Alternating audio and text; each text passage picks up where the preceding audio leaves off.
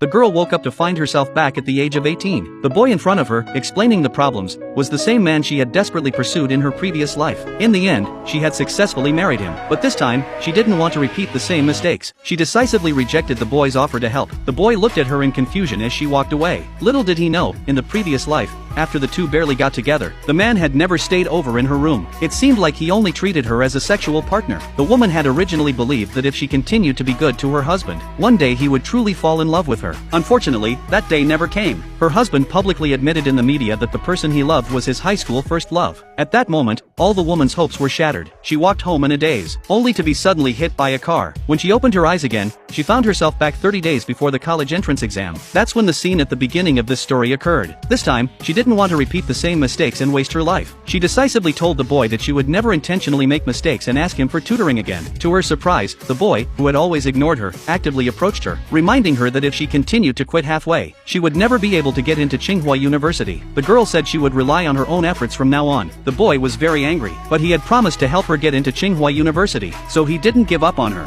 One day, the girl was confessed to by another boy on campus. The boy who was playing basketball saw this and immediately felt jealous. He brought his friend along and claimed his right over her. When the other boy saw this, he quickly left. The friend mocked the girl, saying that even if she couldn't pursue the boy, she shouldn't be so desperate. The girl, unbothered, stated that she would never pursue the boy again. After saying that, she turned and walked away. Seeing this, the boy was very angry. After school, the girl waited for the driver to pick her up at the gate. She suddenly remembered that in the past, she had always ridden in the boy's car home, so she told the driver not to come to pick her up from school anymore. Now, she was in a bad situation with the boy. She called the driver to notify him to come. At this moment, the boy was preparing to pick her up. He suddenly saw the girl get into her best friend's car and leave. Seeing this, the boy felt uncomfortable. When he got home, his father wanted to use the boy's family background to borrow money from the bank, so he planned to invite the boy over for dinner. The girl refused, because she knew that in her previous life, her father had embezzled public funds, and it was the boy who helped fill the financial hole. But this time, no one would help her father. A few days later, the school's mock exam results were released. The best friend was very envious of the girl,